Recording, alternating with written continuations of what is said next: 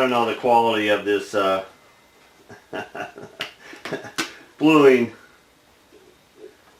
Okay, I'm gonna throw it out. Okay, I think it's time for another can of that.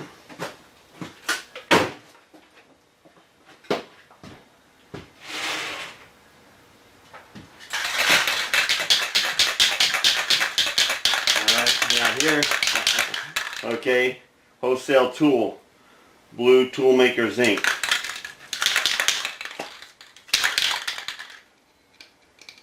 I don't know how good it is. Also too, I don't know how much overspray this thing is gonna spew out all over the place. I mean, I might just have to be rubbing my Sharpie in there. Hey, not bad. At least it does give us something out of here.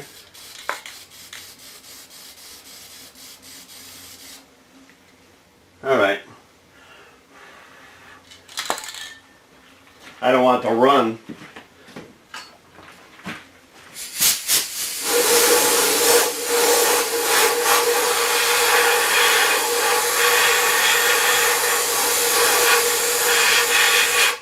Okay, I guess that's gonna be good enough. I'm not gonna worry about 2 coats. Alright, the very next thing that I'm gonna go ahead and set up is the divisions. Okay, now I have a book here, and of course it gives you everything that you need to know about this Model K dividing head, and it's basically a 10-to-1 ratio in the gear plate. This normally has 6 plates that comes with this. I only have 2, but I have the 2 most popular discs. Okay, I have plate 1 and I have plate 2, and I can cut or measure using the hole patterns on either side of this plate here. I happen to have number 1 plate out here right now, and this one here is the 96 plate, and that's the very first number at the very outside diameter here, and using the 98 hole, 35 holes. So we're going to set up our pin here, the fan. That's what I call this piece right here, the fan. And some people use it on inside, some people use it on outside. Use it whatever it takes to get you to the next 35 holes, okay? Now, but once you do get that span, make sure it's locked, okay? There's a screw in here that we're going to tighten up and make sure that it doesn't spread or close. And that's going to be increments. So every 35 holes that we pull this pin out and move is going to be one index of one tooth to the next tooth. There's going to be 14 teeth in here. And keeping track of all this is nerve-wracking when you're learning to use the index head, but it becomes pretty easy, I should say, afterwards, as long as you keep a clear head, you're not interrupted, alright, and you just keep it focused. This fan is made to help you, and one thing that's nice about the single pointing tool versus a wheel cutter on the outside, it's a little easier to go ahead and put this in and go back to a tooth and re-zero to the hole that you're at, and so on. I mean, you might have to do that if you do mess up and lose count, or you're distracted and you don't index it just right. The possibilities are there. That's all I'm saying.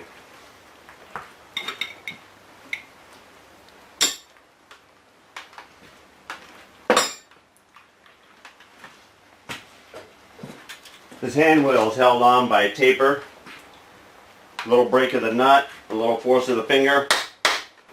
We did get it to pop loose. And this is just a spring washer assembly. Keeps everything taut in here. You know, that keeps this really from moving around. Okay, so this is the keeper screw right here. And there's the pin. Alright, and we swing this around so that inside to inside from where the pin is to the pin we want to go to. Then once you engage it to there, you swing this one against the pin there, and your next hole is going to be that one right there. Alright, so 98 is on our last hole out here. We've taken this off, we got it loose, and I've got this separated, and I tightened this up so we got that. What I've done is, that's where our pin would be. Over here 35 will be that hole right there, so I marked that. Then if you went down to this one here, there, up to here, there, there, there. And then this, you see this, it'll just stagger around until you come up with the combination that brings you back up to 0. Okay? That's how the division plate works. Okay? So I've mapped this out so that we can snake it around, and now we'll go ahead and we'll get our hand grip back on here, and then we'll be ready to start on here. Now, of course, we got to remember all the parts here. So they got this little spring here in there, and now this goes on here. Okay, and we'll put the nut on here and just slightly cinch it on here.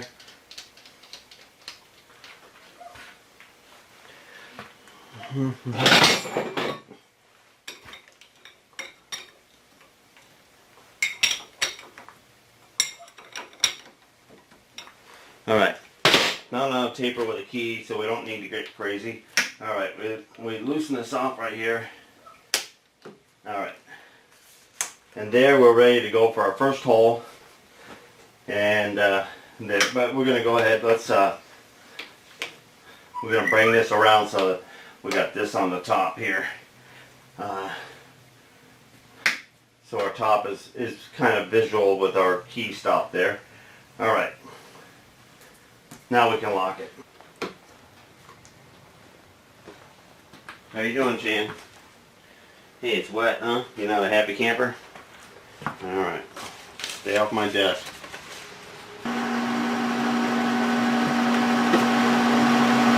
Okay, here we go. We're coming on in. And we're pretty close to our stroke length, I think, there.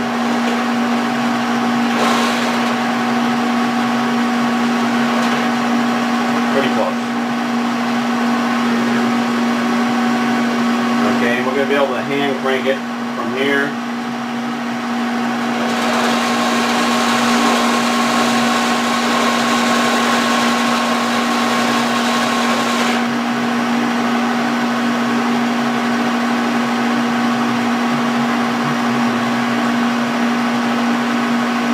Okay, we put this lock on here. On the carriage so that we make sure that it's not engaged going in. We can hand crank the feet closer if we need to. And first thing we're going to do is we're going to come on up with the table, and we'll reset our dial here because I believe it's going to be something different. But okay, let's just for shits and giggles, we'll leave it locked right there. But we're going to crank this up here, touching.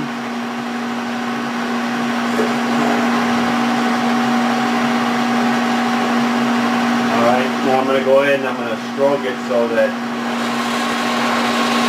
I can go ahead and get it to just touch. Okay, we're going to get it just a touch. And we're going to call that 0. Okay.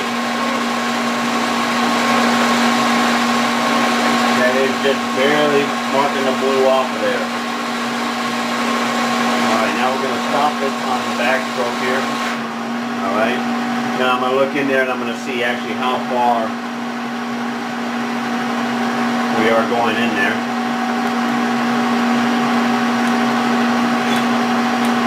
And it looks like it's cutting all the way past the end there.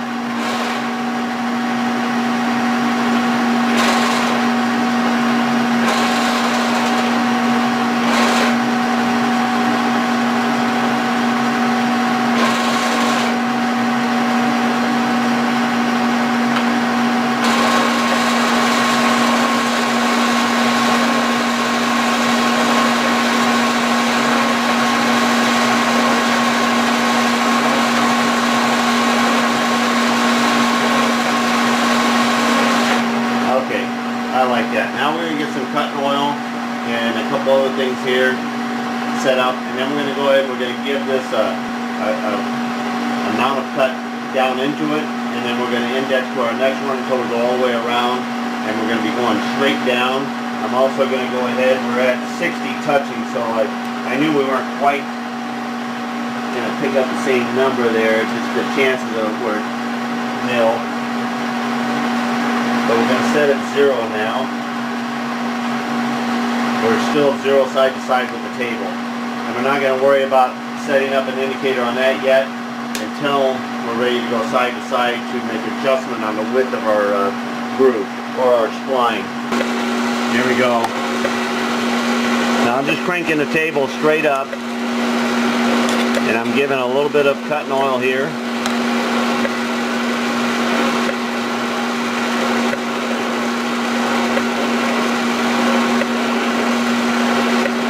I only feed the table up on the space between coming all the way back and the start of the next cut. This is already 20 thousandths deep.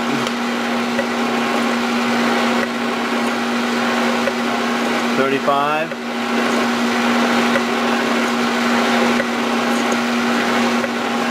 $45. $50.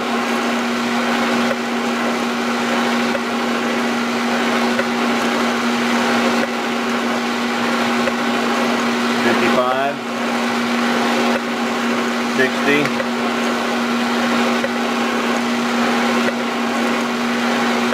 $65.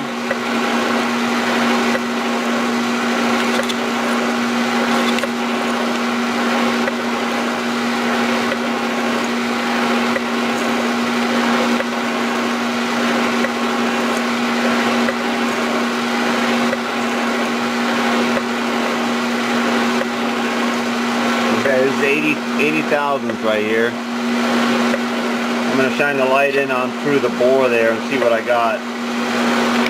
Okay. Looking really nice from there.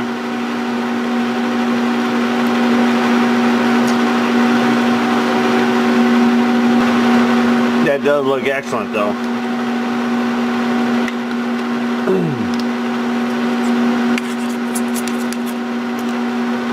Okay, we're going to take it to an even 100.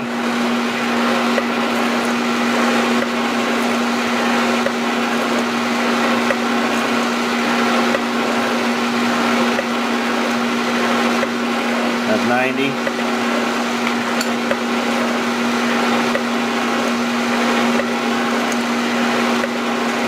Okay, an even 100. We're going to let it stroke there a little bit. A couple strokes.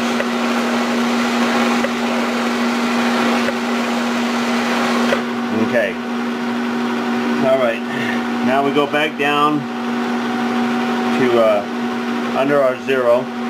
And we're going to go ahead and we're going to index it to our next hole. So we're going to release the brake.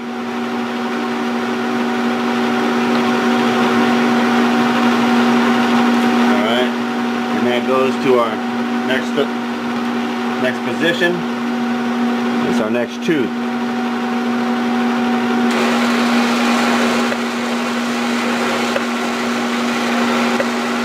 Right there is 0. Should be taken off the paint, which it is.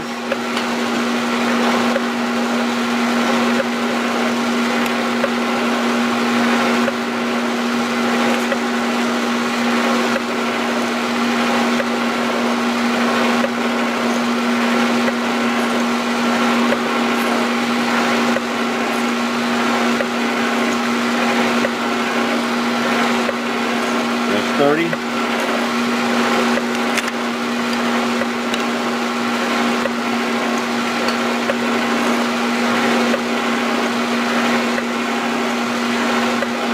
Just like a shaper, you get keyed in to where your feed is always on the return stroke with a shaper, especially with the clapper box. The clapper box actually lifts the tool bit out of, no pressure on the way back, where this has got tool pressure on the way back. So that's another reason why you want to make your feed right at the end of the stroke there. so you don't have excess pressure coming on the return.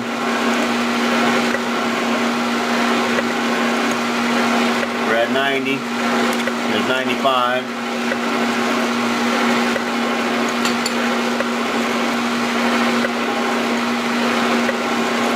Okay, and there's the 100.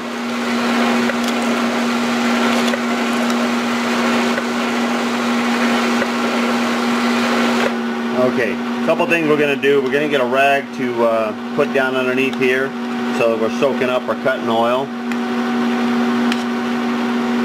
Actually, if we get a little tray, let's see if I can find a little tray to catch it so we can recycle it. Let's go ahead and bring that up. Alright, we shift it into next to the last hole, hopefully. Okay, and here we go.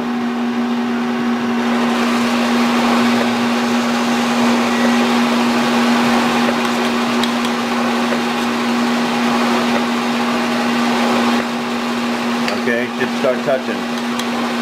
And it has.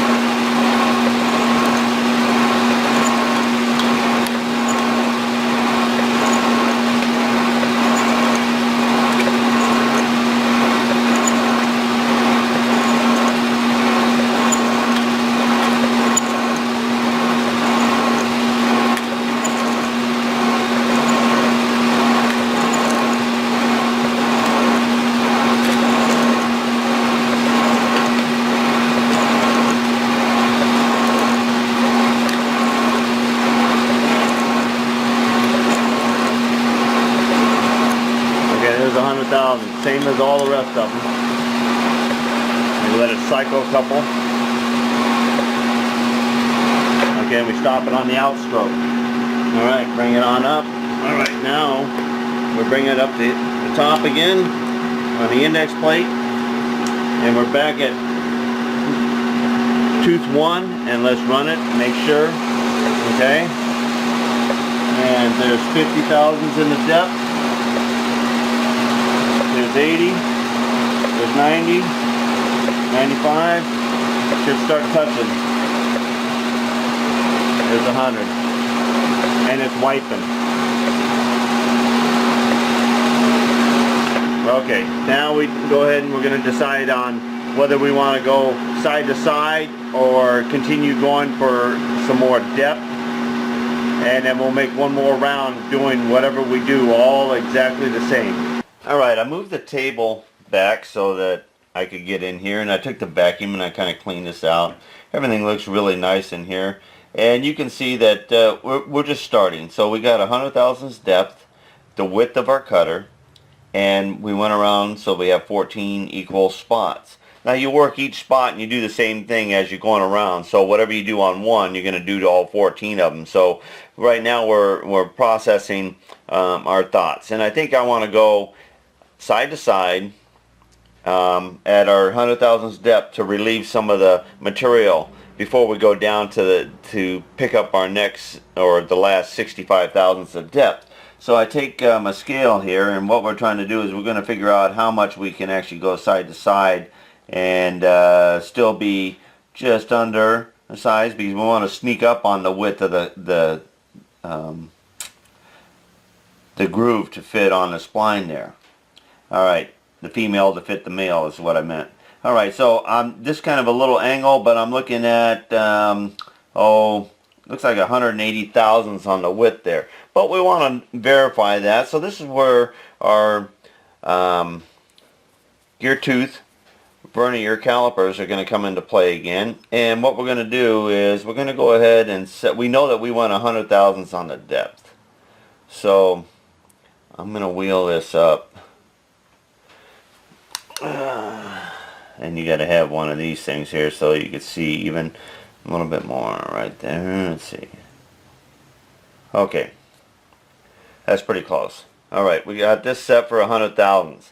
Now we're going to go ahead and we're going to put this against our tool bit, and we're going to bring in, let's see which way we're going here. Okay, we're going to bring in until we don't have any side-to-side motion, and that's going to basically tell us at 100 thousandths deep how wide our tool bit is, and a combination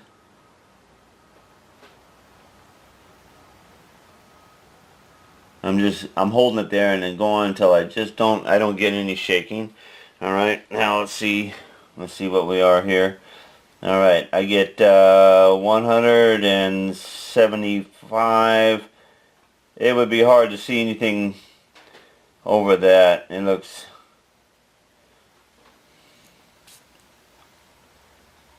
actually it might be 174, 175, somewhere in that neighborhood.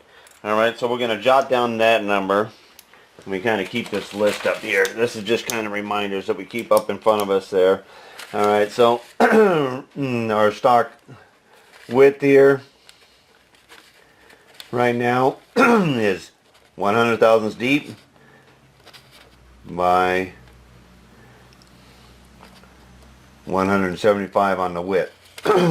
Okay, now we know that the width actually close to the root is actually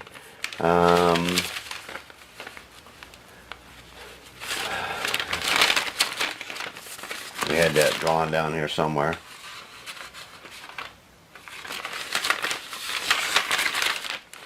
On a different paper here.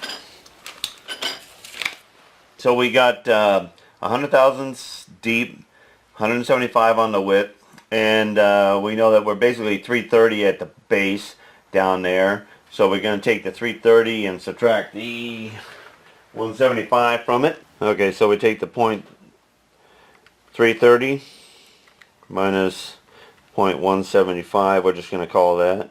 And we got about 155 divided by 2, so about 77 thousandths each way.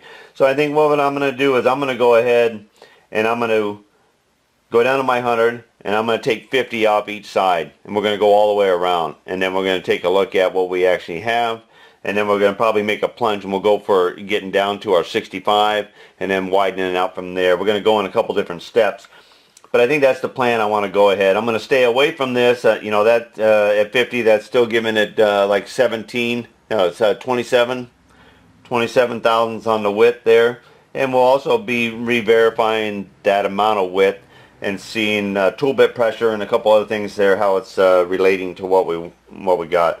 I'd rather sneak up on it, okay, and also too, this gives us a quick, comfortable amount, so we can go down to the 100, and then we'll shift the table 50 thousandths one way, 50 thousandths the other way, and then we'll bring it back to 0, and then we'll come up and we'll rotate to the next spline, and then we'll go down. So that's my plan right now. We got our dashboard gauge set up on the mill knee itself, and we got this nice flat surface on this brake handle here, and that kind of stays just like that. And we also loosened it, and we came out till we had 50 thousandths, put a Sharpie mark on our dial, went the other way 50 thousandths, put a Sharpie mark on our dial right there. Just so if this gets bumped or whatever, we are right on the money as far as having it marked right here. And we know that the 0 was marked in that direction there, and we're back to 0 here. Alright, now let's go ahead and bring this in, and we'll get ready to start making our next round of cuts. We're going to come into our 0 mark here, and we're real close. We might have went a little past it.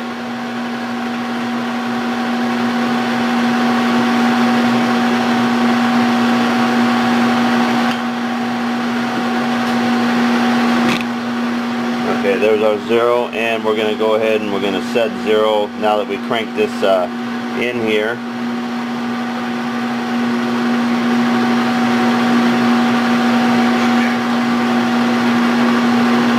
Okay, and check our stroke. Everything's looking like it was. Okay, we're going to put just a little juice in there. We're going to bring a little light over here so we can see what we're doing.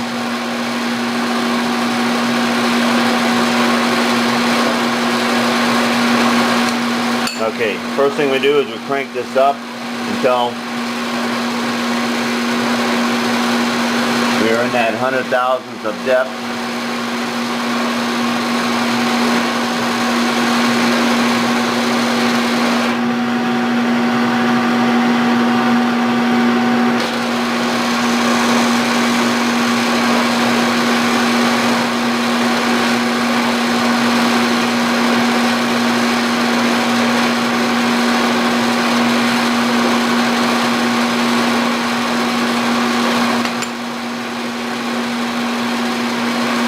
Okay, we're at 80, 90. Okay, we're getting pretty close to touch because I can see it wiping the oil clean. Okay, there's our 100. Alright, now we're going to be going ahead and we're going to feed it that direction first, which will cut off of this side, and then we're going to feed back and we'll be cutting off of that side there. I loosen up my brake slightly on the cross feed.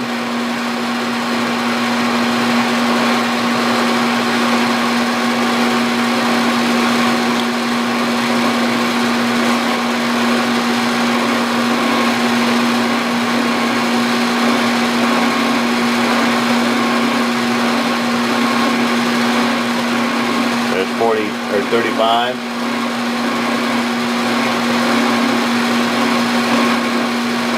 45. 47. Okay, there's 50. We're going to let it stroke a few times. Okay, now we're going to come back.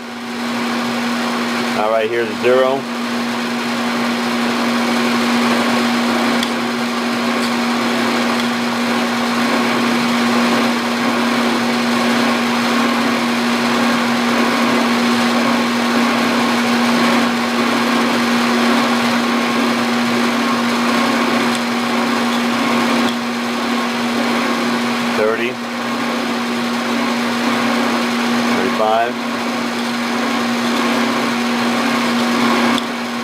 $45.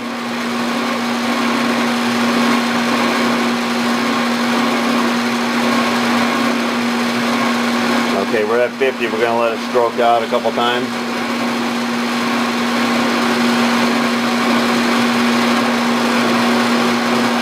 Okay, now we're going to bring it back to 0.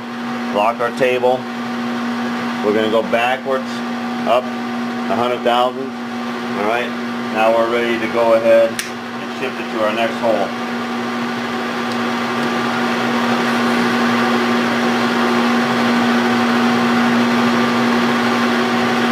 Alright, now just sticking this in here and checking our width here. We're looking pretty close to like 275.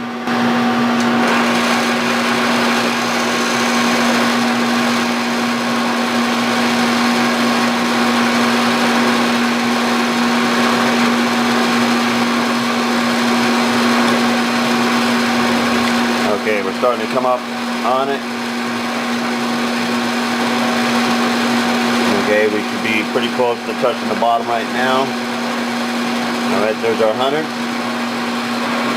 Now, same thing as before, a little side-to-side action here.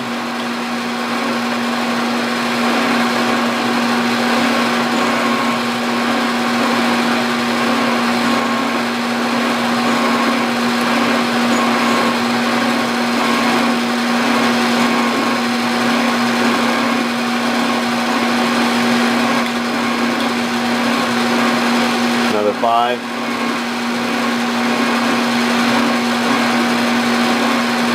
Alright, there's our 50. We let it stroke there, a couple strokes.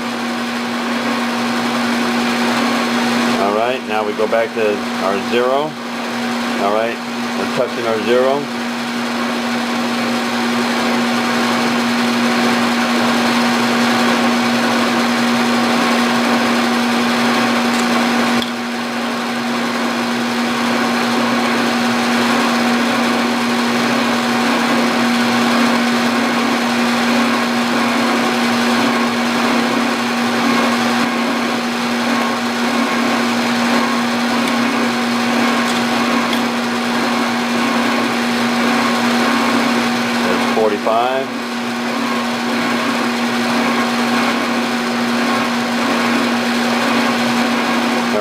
there's our 50. We'll let it stroke out a couple times there.